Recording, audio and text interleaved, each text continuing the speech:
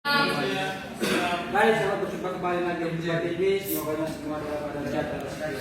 Amin. Baik, kita bersyukur kepada Tuhan yang saya sebagai moderator dan memandu kegiatan kita pada pagi hari ini. Baik, pada pagi hari ini kami akan mengangkat sebuah tema diskusi yaitu dialektika esensialisme versus progresisme dalam filsafat pendidikan. Untuk mempersingkat waktu, saya berikan kepada teman-teman pemateri untuk memaparkan materi. Waktu saya persilakan. Baik, terima kasih atas waktu dan kesempatan yang diberikan kepada kelompok kami. Langsung saja, di sini kami akan membahas tentang dialektika esensialisme versus progresivisme dalam filsafat pendidikan. Yang pertama itu esensialisme, menjaga nilai-nilai inti pendidikan. Yang pertama, fokus inti, berpusat pada penugasan pengetahuan dan keterampilan dasar yang esensial, seperti membaca, menulis, dan berhitung. Yang kedua, struktur pembelajaran, yang dimana terdapat kurikulum terstruktur dengan guru sebagai otoritas utama dan pusat pembelajaran yang menyampaikan materi. Yang ketiga, tokoh sentral, dipengaruhi oleh pemikir seperti William Begley dan E.D. Hirschberg yang menekankan pendidikan fundamental. Yang keempat, tujuan utama, membentuk individu yang kompeten dan siap berfungsi secara efektif dalam masyarakat modern yang kompleks. Yang kedua, progresivisme pendidikan berbasis pengalaman dan peserta didik. Yang pertama, pembelajaran aktif, menekankan pembelajaran yang aktif, relevansi dengan kehidupan nyata, dan pengembangan kreativitas siswa melalui pengalaman langsung. Yang kedua, peran guru atau fasilitator. Guru berperan sebagai fasilitator yang membimbing, bukan mendikte, menjadikan siswa sebagai pusat pembelajaran yang mandiri. Yang ketiga, pengaruh filsafat, berakar pada gagasan John Gray dengan pengaruh kuat dari filsafat pragmatisme dan teori konstruktivisme. Yang terakhir, pengembangan kritis, bertujuan mengembangkan kemampuan berpikir kritis, keterampilan pemecahan masalah, dan adaptasi terhadap perubahan. Yang berikut, dua dalam pendidikan, tradisi versus inovasi. Esensialisme dan progresivisme menawarkan pendekatan yang berbeda. Dalam memahami hakikat pendidikan. Satu mengutamakan fondasi yang kuat, yang lain merangkul dinamika perubahan. Perbandingan filosofis esensialisme dan progresivisme. Yang pertama itu esensialisme, yang dimana terdapat di antaranya adalah ideologi, realisme, realitas eksternal yang objektif. Yang kedua, epistemologi, objektivitas, mencakup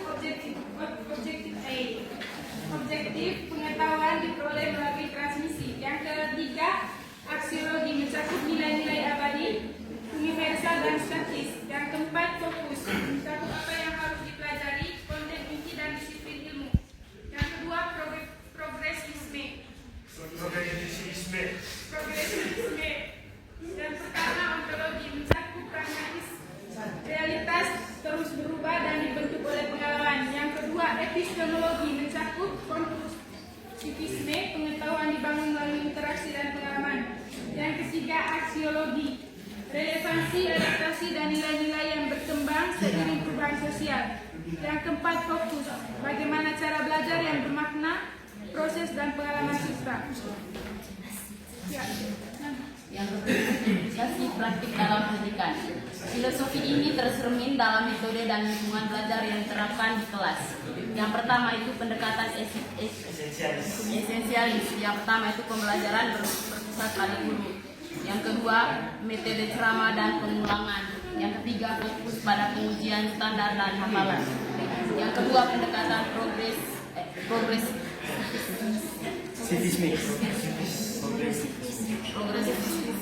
Yang pertama itu pembelajaran berpusat pada siswa. Yang kedua, metode diskusi, proyek dan eksperimen. Yang ketiga, evaluasi holistik dan kolaborasi. Implikasi ini membentuk kurikulum, strategi, evaluasi dan definisi peran guru dalam proses pendidikan. Selanjutnya, konflik dan kritik keduanya. Yang pertama, kritik terhadap esensialisme, terlalu kaku dan dogmatis, kurang responsif terhadap kebutuhan individual siswa. Yang kedua, mengabaikan dinamika perubahan zaman dan perkembangan psikologis anak. Yang ketiga, potensi menghambat kreativitas dan pemikiran inovatif. Yang kedua, kritik terhadap progresivisme, kurang fokus pada penguasaan materi dasar dan kedalaman ilmu pengetahuan, berpotensi menciptakan kesenjangan dalam pengetahuan fundamental, tantangan dalam standarisasi dan evaluasi hasil belajar yang konsisten, mencari keseimbangan antara struktur dan fleksibilitas menjadi tantangan abadi dalam pendidikan. Tokoh dan momen penting dalam dialektika ini. Perdebatan ini telah membentuk arah kebijakan dan praktik pendidikan selama berabad-abad.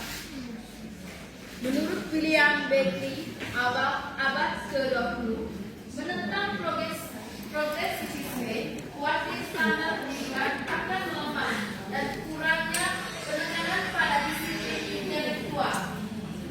Sedangkan menurut John Dewey, akhir abad ke-19 sampai pertengahan abad ke-20, memperjuangkan pendidikan demokratis, menekankan pengalaman nyata siswa, dan pentingnya relevansi sosial. Pengaruh berkelanjutan, dialektika ini terus berpengaruhi reformasi kurikulum dan kebijakan pendidikan global hingga saat ini. Menuju sintesis, integrasi esensialisme dan progresivisme, masa depan pendidikan terletak pada pembangunan kekuatan dari kedua filosofis ini. Yang pertama, penguasaan dasar, penguasaan pengetahuan dasar yang kelompok. Kemudian yang kedua, guru sebagai pengarah, peran guru sebagai pengarah sekaligus fasilitator. Kemudian yang ketiga, pembelajaran aktif, pembelajaran yang aktif dan kontekstual. Kemudian yang keempat, kurikulum hibrida, kurikulum tematik yang terstruktur dan fleksibel. Kemudian yang kelima, proyek kolaboratif, pembelajaran berbasis proyek dengan standar kompetensi yang jelas.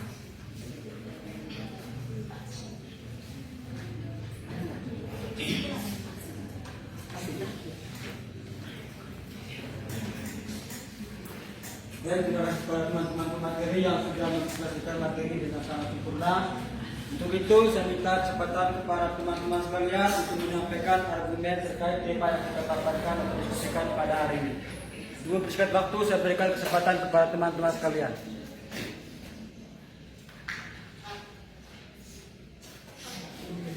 Baik, kepada Kakak Desi saya persilakan. Baik, terima kasih atas waktu dan kesempatan yang telah diberikan kepada saya. Terima kasih juga kepada pemateri yang telah mempresentasikan materinya. Di sini tadi kita membahas tentang esensialisme dan progresivisme. Nah, yang menjadi pertanyaan saya, kira-kira menurut teman-teman semua, mana yang lebih baik, esensialis atau progresivisme? Nah, itu yang pertama. Dan yang kedua, bagaimana supaya esensialisme dan progresivisme dapat berjalan beriringan?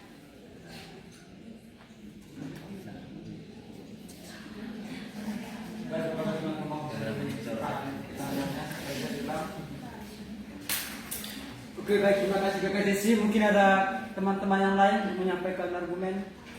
Silakan.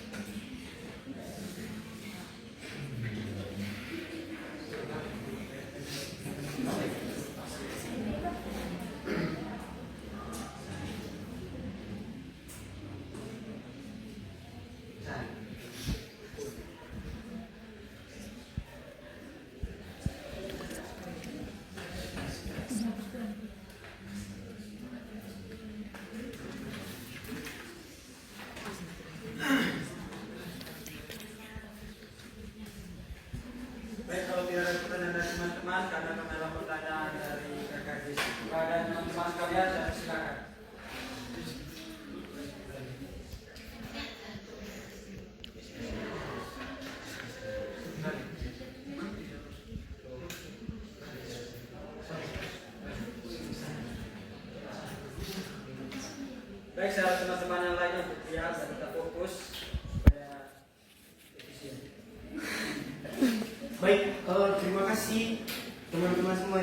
berpartisipasi dalam diskusi dengan materi yang telah kami bawakan tadi, dan tidak mengulangi apa yang telah disampaikan oleh teman-teman saya.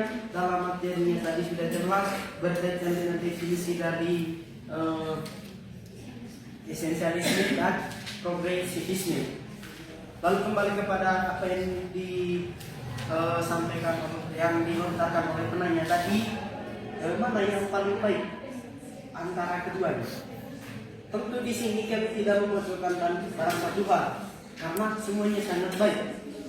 Dan siapapun tidak, kita dalam konteks kehidupan hari ini tidak boleh misalnya kita saya ini harus esensialisme atau saya cenderung ke progresivisme, tetapi keduanya harus beriringan. Bayangkan saja teman-teman, ketika kita berada dalam perkembangan komunikasi dan globalisasi yang sampai hari ini berkembang dengan pesat dan cepat, yang menggantikan tenaga manusia dengan teknologi, siapa yang menolak dengan hal itu? Buktinya saja, siapa yang tidak ingin menggunakan gadget? Tentu kita tidak semua yang pasti melepaskan kehidupan dari hal-hal seperti ini. Dalam artiannya bahwa kita boleh beresensialis, tapi tidak boleh juga untuk tidak progresivis. Progresivisme dalam artian bahwa kita hidup kekinian berdasarkan konteks perkembangan, tetapi tetap kembali kepada nilai yang kemudian itulah yang kemudian pendirian kuat kepada kita semua. Lalu kemudian bagaimana keduanya itu dapat terintegrasi dengan baik dan bisa berjalan beriringan tanpa harus berat sebelah. Nah, inilah yang kemudian kita harus merefleksi bersama-sama. Dalam artian bahwa kita harus punya pendirian. Dalam hal ini kita sebagai kelompok akademis, kita harus punya pendirian masing-masing dalam menjalankan satu atau dua dari topik yang kita bahas pada hari ini. Namun di sini ada beberapa solusi yang kami tawarkan, yang hendaknya kami sampaikan kepada kita semua, bahwa ada beberapa cara untuk mengintegrasi keduanya supaya tidak berat sebelah. Yang pertama, kurikulumnya sangat dramatis, teman-teman. Gunakan esensialisme untuk mata pelajaran yang fundamental seperti matematika dasar, literasi, sains dasar, sambil menerapkan progresivisme dalam penerapan dan eksplorasi lanjutan. Dalam hal ini mungkin teman-teman kembali kepada merujuk pada pengalaman magang kemarin. Kalau misalnya teman-teman dalam pembelajaran matematika sering sekali menggunakan alat peraga yang dari diri, tetapi sekarang bukan hanya juga permainan-permainan yang berbasis teknologi, yang kemudian itulah yang akan mendorong kita, yang kemudian bahwa kita harus bisa progresivisme. Dalam artinya bahwa kita sebagai progresif atau revolusioner memberikan inovatif dengan sesuai dengan perkembangan dan berdasarkan kebutuhan dari peserta didik hari ini. Lalu kemudian yang kedua teman-teman, penyelesaian secara bertahap. Di tingkat SD, lebih khusus di fase kelas rendah, lebih banyak esensialisme untuk membangun fondasi. Sedangkan kita kembali pada tingkat yang menengah, meningkatkan porsi progresivisme untuk pengembangan keterampilan tingkat tinggi sesuai dengan kemampuannya, seperti yang disampaikan oleh Piaget dalam teorinya bahwa bagaimana SD tahap operasional konkret, yang dimana anak-anak lebih kepada operasional yang bersifat konkret, tetapi kembali kepada lebih jauhnya lagi ketika anak-anak sudah semakin tinggi tingkatan kelasnya, lalu kemudian cara berpikir dan mindsetnya juga mungkin tidak sama.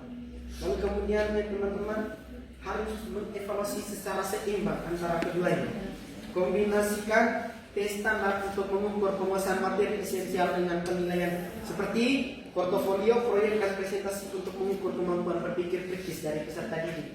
Karena bagaimana cara kita menilai kalau ini semua siswanya diam, tentu tidak bisa kita menilai.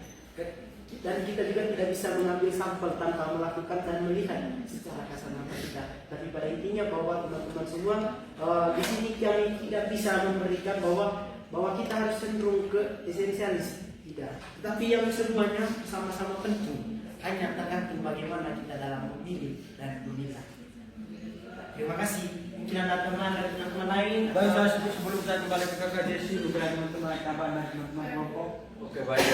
Terima kasih atas waktu dan kesempatan yang telah diberikan kepada saya. Di sini ada sedikit tambahan dari saya berkaitan dengan mana yang lebih baik antara esensialisme dan progresivisme. Esensialisme dan progresivisme bukan tentang mana yang lebih baik, tetapi tentang fokus yang berbeda dalam pendidikan. Esensialisme menekankan penguasaan pengetahuan dasar, disiplin, dan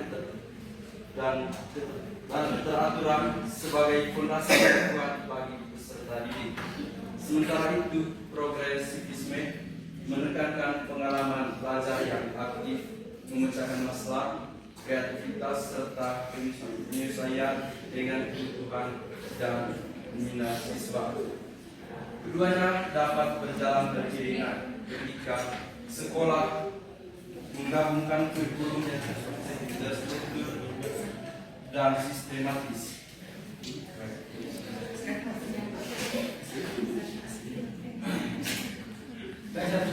Untuk menambahkan jawaban. Baik, menurut saya itu keduanya sangat penting. Intinya kita itu baik-baik saja untuk menggunakannya. Gitu. Dimana di zaman sekarang ini progresisme itu sering dianggap progresisme itu sekarang itu lebih relevan. Tapi kita tidak boleh mengabaikan esensialisme. Menurut saya itu keduanya sangat penting untuk zaman sekarang. Baik, terima kasih kepada kelompok. Itu satu panel posisi. Apakah ada pertanyaan sudah terjawab atau ada tanggapan lain?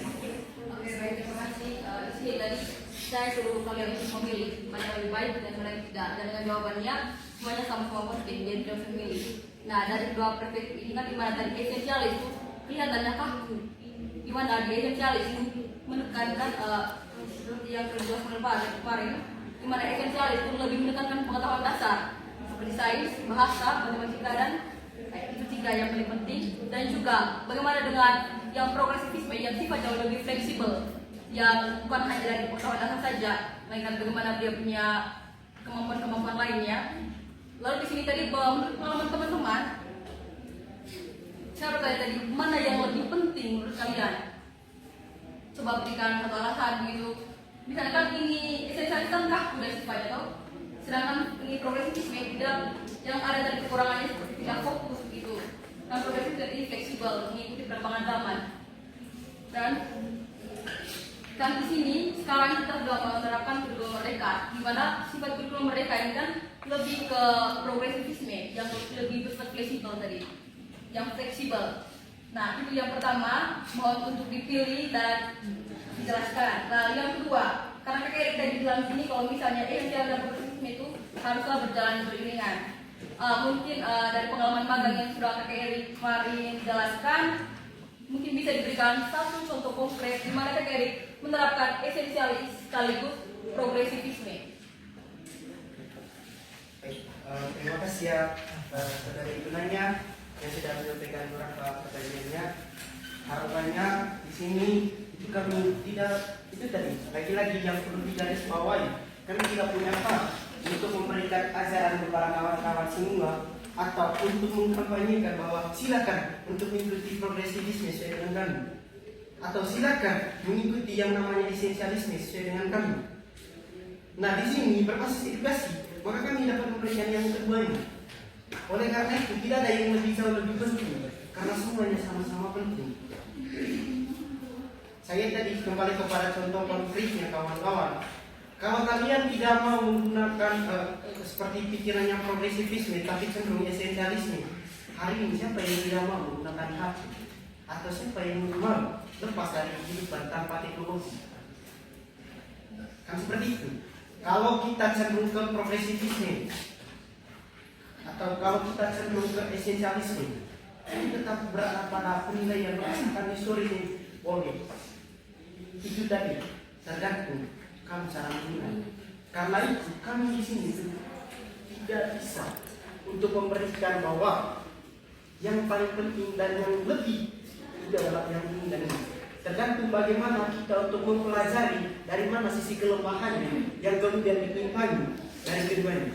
Maksudnya, ketika misalnya esensialisme memiliki kekurangan, lengkapilah dengan progresivisme, pemikiran progresivisme, maka keduanya bukan lagi bertentangan, tapi kemudian saling beriringan. Kembali kepada apa yang menjadi contoh konkret pengalaman magang. Saya rasa hal-hal seperti ini teman-teman semua juga sudah alami di kelasnya masing-masing kemarin. dalam memberikan pembelajaran sesuai dengan mata pelajaran yang diampu oleh teman-teman pada saat magang. Namun kembali kepada merujuk pada pertanyaannya, sesuai dengan apa yang saya berikan atau contoh konkret yang kita pernah lakukan. Baik, di sini teman-teman dalam esensialisme, hal yang pernah kita buat kepada siswa itu adalah bagaimana kita mempelajari anak-anak SD tentang fakta, lalu kemudian tanggap dan peristiwa itu penting. Harapannya hal-hal seperti ini seringkali kita temukan dalam pembelajaran sains dan juga bahasa Indonesia, terlebih khusus dalam teks terkait dengan eksplanasi yang kemudian menceritakan banyak hal yang berdasarkan fakta tanggal kejadian. Dan di situ anak-anak itu harus cenderung bernilai. Tidak hanya misalnya kejadiannya pada tanggal sekian dan bulan sekian, lalu hari ini kita mengubah berdasarkan pikiran kita atau menafsirkan dengan gayanya kita. Itu kan tidak cenderung ke esensialis karena nilainya sudah rubah. Bisa paham maksudnya sampai sini? Lalu kemudian yang ke progresivisme, itu adalah siswa menganalisis dampak peristiwa tersebut terhadap kondisi hari ini atau membuat proyek tentang relevansinya dengan isu kontemporer. Kita berpikir bahwa hal ini juga teman-teman sering buat ketika misalnya membandingkan antara peristiwa sejarah, ketika misalnya kawan-kawan bahwa manusia itu diciptakan dari ini, misalnya manusia itu diciptakan dari orang. Lalu pertanyaannya kan begini, mengapa orang bisa menjadi manusia? Tentu kan itu ada namanya evolusi yang kemudian keterkaitannya, lalu kemudian kontekstualkan dengan kondisi kekinian.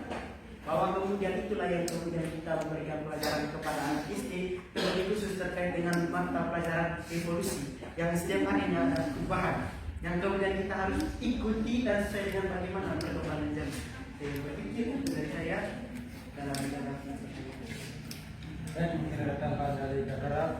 Oke, kalau meneruskan konsep dari Bung Erik tadi, memang yang perlu kita lihat bersama teman-teman esensinya. Esensi dalam arti untuk menyederhanakan konsep pemahaman kita itu kembali kepada dasarnya. Misalnya melakukan sebuah perubahan itu tentu ada dasarnya. Guru utamanya itu dari mana dan yang mungkin kita tarik itu ke arah mana yang gitu. Kemudian kita mengambil konsep umum dari esensialisme berfokus pada sebuah warisan istilahnya. Semua ajaran yang turun-temurun yang menjadi sebuah cikal bakal dalam proses paradigma baik itu di lingkungan pendidikan masyarakat dan juga di lingkungan keluarga ini sangat penting. Nah, mungkin di situ yang menjadi sebuah letak daripada sebuah progresnya, perubahan itu dan ada esensinya pula. Nah, perlu kita jaga dalam satu konteks umum itu pada warisan budaya dan intelektual yang teruji oleh waktu. Percaya bahwa ada pengetahuan dasar atau esensial tadi yang harus dikuasai kalau kita kaitkan itu ke semua siswa untuk menjadi anggota masyarakat yang berbudaya dan kompeten. Sementara itu, progresivisme ini menekankan kemajuan dalam arti dari setiap pembelajaran itu, dari setiap pembelajaran yang sudah kita berikan, bukan hanya kemajuan juga, tentu esensi awalnya itu ada perubahan di situ dan juga pengalaman langsung siswa yang mungkin kita langsung kontribusi. Sehingga kita memandang pendidikan harus berpusat pada peserta didik. Peserta didik yang memusat itu dalam arti tadi itu adalah esensinya itu pada peserta didik itu sendiri. Bagaimana kita melakukan sebuah perubahan terhadap kemajuannya, meningkatkan terhadap kemajuan perubahan dan juga pengalaman langsung siswa yang mempersiapkan mereka menghadapi kehidupan sosial yang terus berubah. Oleh karena itu teman-teman, nanti kembali kepada itu tadi kita harus menguji mereka dari segi waktu. Kita percaya bahwa ada pengetahuan dasar yang mungkin kita bisa berikan kepada mereka melalui esensialisme itu dan sebuah progresif itu adalah kata kemudahannya itu adalah perubahan, progres. Bagaimana memberikan sebuah perubahan itu dari dasar yang mungkin kita bisa berikan sebuah penekanan itu. Nah, kemudian untuk salah satu hal yang paling penting yang mungkin kita contohkan terhadap peserta didik itu adalah dari kurikulum berbasis kompetensi atau KBK atau Merdeka Belajar. Teman-teman tadi sudah menyebutkan itu terkait dengan kurikulum Merdeka. Dari mana kita lihat dari segi esensialisme itu atau aspek intinya. Aspek inti dalam ini kurikulum ini mempertahankan mata pelajaran inti. Istilahnya esensi dasar itu kita harus menekankan lebih kepada matematik, kemudian sains, sama bahasa. Kita harus tahu bahwa dan ketiga hal ini sebagai fondasi umum memang itu salah satu contohnya pada mata pelajaran ini. Yaitu dari segi mata pelajaran ketiga ini merupakan fondasi yang menuntut penguasaan pengetahuan dasar. Kemudian ada suatu progres. Apa aspeknya? Bung Erik sudah menjelaskan tadi beberapa metode-metode yang paling intens itu. Metode pengajarannya itu mendorong untuk proyek berbasis masalah, proyek based learning, ceritanya itu pembelajaran kontekstual dan pengembangan karakter yang adaptif dan kreatif. Itu ada kaitannya tadi di sini, tadi poin ini dari progresif atau esensial, esensialisme, esensi itu ada di sini. Istilahnya penekanan terhadap kemajuan, perubahan dan juga pengalaman langsung siswa. Kita kembali ke poin pada ini keseluruhannya, itu ada progresif atau aspek metodenya. Itu pembelajaran kontekstual dan pengembangan karakter yang adaptif dan kreatif. Kreatif dalam arti pengalaman langsung siswa tadi. Kita mau buat apa, kita harus berkaitan kita terhadap pesan tadi. Konsep merdeka belajar memberikan ruang bagi guru dan siswa untuk mengeksplorasi dan menyesuaikan pembelajaran berdasarkan minat lokal siswa yang sangat progresif. Oke, terima kasih. Saya tidak ada bosan juga sekarang ada kalian yang tidak memberikan jawaban yang tadi. Untuk itu saya kembali kepada Kakak Jesse untuk menanggapi lagi jawaban. Mungkin masih ada kesalahan atau. Oke, baik, terima kasih. Jawabannya dari kita itu Kakak yang dimana tadi Kakak itu menjelaskan bahwa esensialis itu lebih ke barisan budaya gitu itu, sedangkan progresifisme itu yang lebih fleksibel. Ini itu bisa diterima oleh saya berdasarkan penjelasan yang diberikan kemarin. Tapi dari KKR tadi dimana mungkin untuk lebih memperjelas pengetahuan yang pertama tadi yang dimana esensialis dan progresifisme digabungkan dalam mata pelajaran. Mungkin tolong satu saja, jangan digabung antara bahasa Indonesia sama sains. Mungkin sains ini bisa dijelaskan dari aspek esensialis dan juga aspek progresifisme.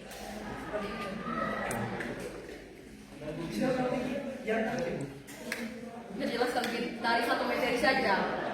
Di satu materi tersebut mengandung asal esensialis dan juga progresifisme. Mungkin bisa diberikan satu contoh untuk menambah pengetahuan saja.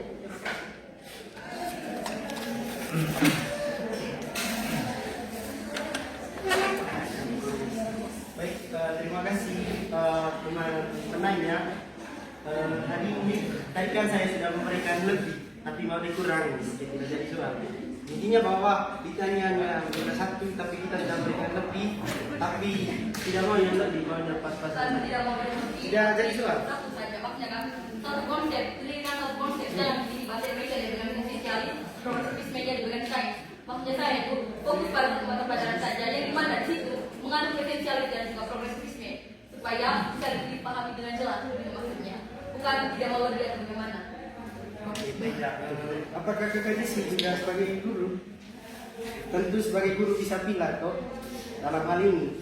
Maka oleh daripada itu, dari materi yang disampaikan oleh Kakak Raffi tadi, supaya tidak ada pertolongan belakang, saya dengan esensialisme ini ada beberapa mata pelajaran dasar yang kemudian yang kita terus perlu mewariskan tanpa menghilang nilai atau esensi dari mata pelajaran tersebut. Nah kemudian ketika kembali kepada mata pelajaran dasar seperti matematika, sains, dan bahasa Indonesia kawan-kawan, itu kemudian ada nilai yang kemudian dia bisa rompak.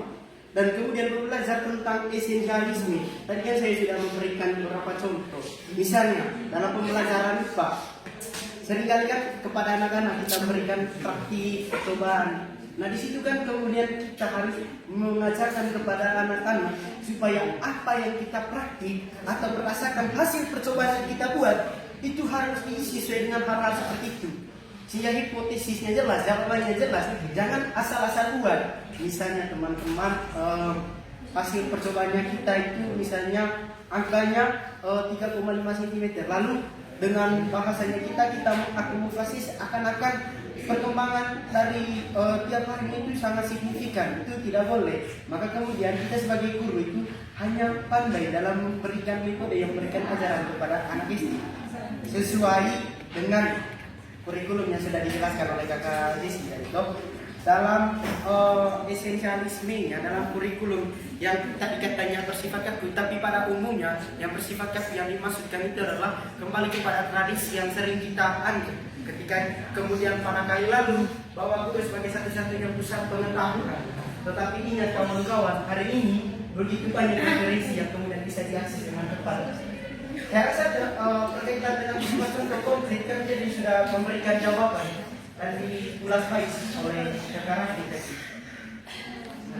Belum saya tanya teman-teman daripada Bagaimana dengan tanggapan yang Pak kemarin jelaskan bahwa pendidikan ideal menjembatani antara dua hal ya, seperti esensialis dan progresivisme. Bagaimana dengan pernyataan pendidikan ideal menjembatani antara dua hal ya, yaitu esensialis dan progresivisme. Dimana negara itu untuk memilah bagaimana yang mana untuk progresivismenya, kan dia dengan TGRI menjelaskan bahwa kita sebagai guru memilah yang mana yang harus diprogresivisme kan dan mana yang harus di esensialis. Lalu bagaimana dengan kutipan yang Pak jelaskan kemarin bahwa pendidikan ideal menjembatani antara dua hal ya, yaitu esensialis dan progresivisme. Oh, baik, pernyataan yang dimaksud yang kakak Desi, ketika misalnya kita memberikan materi, materinya itu tidak menghilang nilainya. Nah, di progresivisme itu adalah kembali kepada metode dalam pemberian materinya. Sesuai dengan konteks kekinian, karena dalam kurikulum Merdeka Belajar hari ini bahwa guru hanyalah sebagai fasilitator.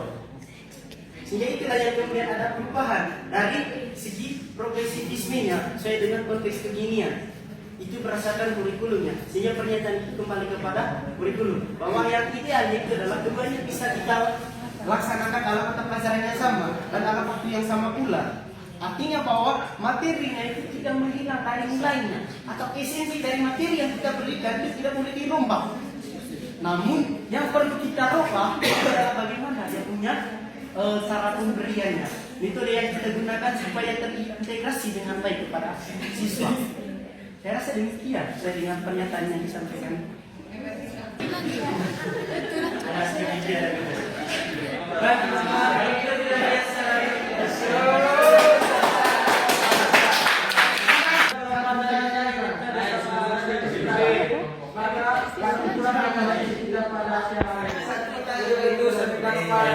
Fokus membacakan kesimpulan kita pada siang hari ini. Silakan. Baik, saya akan membacakan kesimpulannya tentang dialektika yang menggerakkan pendidikan. Esensialisme dan progresivisme meskipun tanpa berlawanan sebenarnya adalah dua kutub yang saling melengkapi dan evolusi pendidikan. Keseimbangan keduanya esensial untuk menciptakan sistem pendidikan yang adaptif, inklusif, dan bermutu tinggi siap menghadapi tantangan generasi mendatang. Baik, terima kasih Pak. Boleh merasakan kesimpulan kita pada siang hari ini. Maka akan pula kegiatan diskusi kita pada siang hari ini. Kita dalam suka teman-teman.